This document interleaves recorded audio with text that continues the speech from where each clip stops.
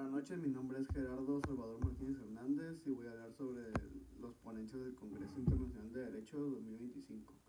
Empezando por el doctor Jesús Martínez Garnelo, que su ponencia fue sobre la duda razonable. ¿Qué es razonable? La palabra razonable se trata de un adjetivo que describe aquello basado en la lógica o la razón. También se utiliza para referirse a algo conveniente o que resulta de una calidad o cantidad suficiente. El origen de esta palabra se encuentra en el término rationalis del latín y se encuentra compuesto por el verbo razonar y el sufijo "li". Los antecedentes los encontramos en el derecho anglosajón. En el Reino Unido fue el primero en utilizarlo como resultado de una creencia religiosa que consistía en que los miembros del jurado podrían ser castigados divinamente cuando condenaban como culpable a una persona inocente.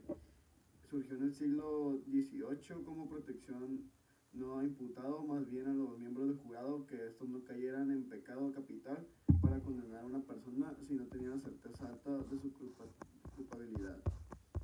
En el presente siglo XXI resulta de elemental importancia contribuir de manera seria y sin ambages superficiales con acciones prepositivas pedagógicas, con nuevos enfoques doctrinales del derecho penal comparado que busquen, aporten y abunden en el conocimiento y culpabilidad de temas en realidad relevantes y poco explorados, ya sea como sistemas en países de habla hispana, justicia anglosajona y americana o simplemente de corte europeo. La duda es la vacilación o indecisión que se tiene entre dos o más juicios o decisiones, o la incertidumbre que se experimenta ante determinados hechos y noticias. La palabra como tal deriva del verbo dudar, que a su vez procede del latín dubitare, que significa vacilar entre dos cosas. La duda en este sentido supone la carencia de certeza en el pensamiento o las acciones.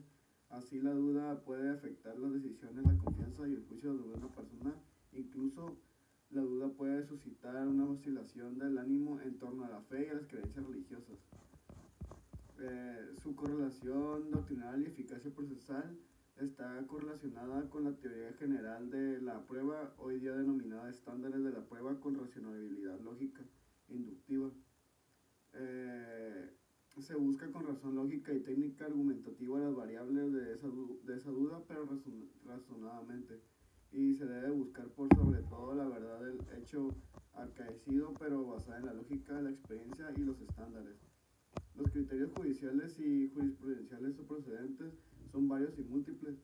Se busca con todos ellos aplicar la tecnicidad procesal del derecho comparado que argumentativa con certeza, objetividad y fiabilidad. Ahora con la ponencia del doctor Adrián de la Rosa.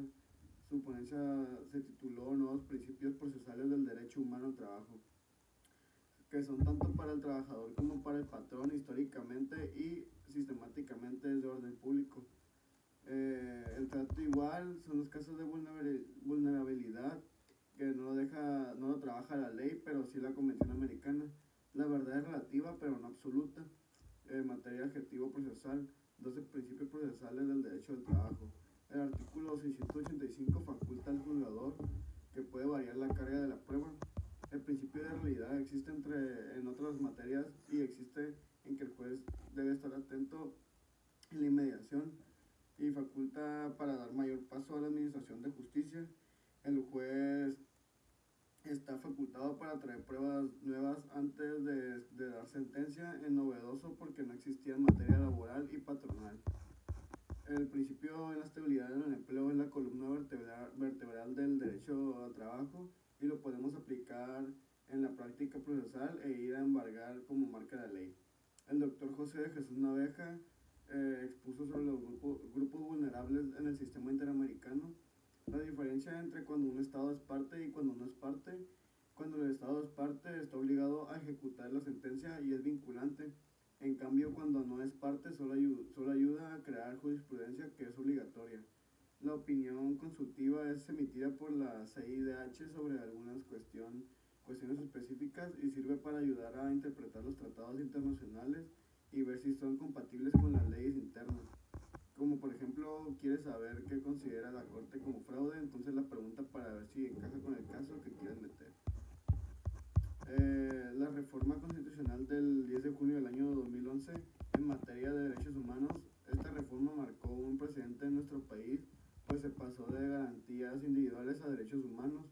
Aquí podemos ver reflejados los casos de José Rosendo y el de Campo Algodonero. Los grupos vulnerables son como los indígenas, niñas, niños y adolescentes, personas con discapacidad, mujeres, migrantes, personas privadas de la libertad, pobres, comunidad LGBTQ+, defensores de derechos humanos y periodistas. El doctor Rubén Correa Freitas expuso sobre los desafíos de la democracia en el siglo XXI. La democracia es un sistema de gobierno del pueblo, por el pueblo y para el pueblo, como la elección de los gobernantes por parte de la ciudadanía. Es importante que en la EMI Racima haya una consagración expresa y un respeto por los derechos humanos. Se debe agregar la responsabilidad del Estado y de los gobernantes. Hay democracia en la medida que tanto los gobernantes como los ciudadanos son responsables. El control de constitucionalidad de la ley es de suma importancia y si le agrega el amparo mexicano. Se debe de proteger el derecho a la vida y a la dignidad. Al principio de igualdad se le debe agregar el principio de legalidad. Sus gobernantes pueden hacer aquello que la ley expresamente les establece. El maestro Héctor Martínez García expuso sobre la ley anticorrupción de El Salvador. El punto de partida fue ¿qué entendemos por corrupción? Existe un gran número de autores que considera que la corrupción implica el quebrantamiento del interés público en aras de la satisfacción de un interés personal. En segundo lugar, encontramos los conceptos basados en el comportamiento, según los cuales la corrupción es el abuso de oficio público.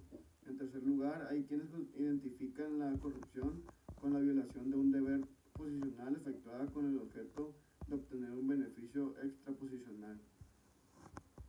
Cada Estado, parte de conformidad con los principios fundamentales de su ordenamiento jurídico, adoptará las medidas necesarias para establecer sistemas apropiados de contratación pública basados en la transparencia, la competencia y criterios objetivos de adopción de decisiones que sean eficaces, entre otras cosas, para prevenir la corrupción.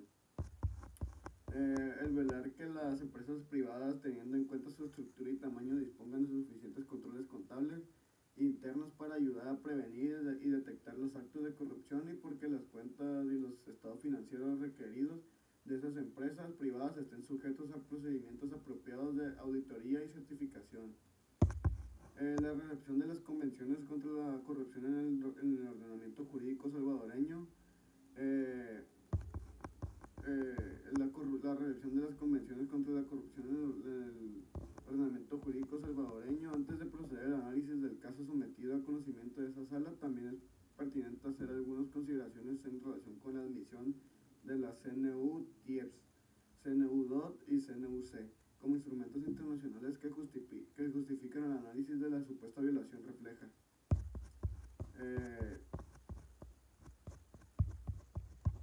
El Francisco Morales Oña, que su ponencia se llamó La cansación penal en el Ecuador. El Estado no se ha sometido a solo la ley, sino al cumplimiento real de esta. El principio de legitimidad obliga a los jueces. Es una pregunta muy interesante. El recurso de nulidad para poder declararse necesitan dos requisitos: que tenga legitimidad en la decisión de la causa y que afecte el derecho a la defensa. El contexto constitucional prioriza la realización de la justicia y la efectividad de los derechos sobre el firmalismo jurídico. En el recurso de casación no importa si la sentencia es injusta, sino que sea legal. El recurso de casación en el Ecuador, el sistema procesal como garantía normativa de los derechos, el contexto constitucional, el Ecuador como Estado constitucional de derechos y justicia, reconocido en la Constitución de la República del Ecuador en el artículo 1, prioriza la realización de la justicia y la efectividad de los derechos sobre el formalismo jurídico. El Estado está sometido no solo a la ley, sino al cumplimiento material de la Constitución, de modo que el contenido sustancial de los derechos sea efectivo. El derecho procesal se entiende como instrumento al servicio de los derechos fundamentales. Y eso fue todo lo que yo pude exponer y tomé nota sobre el Congreso Internacional del 2025.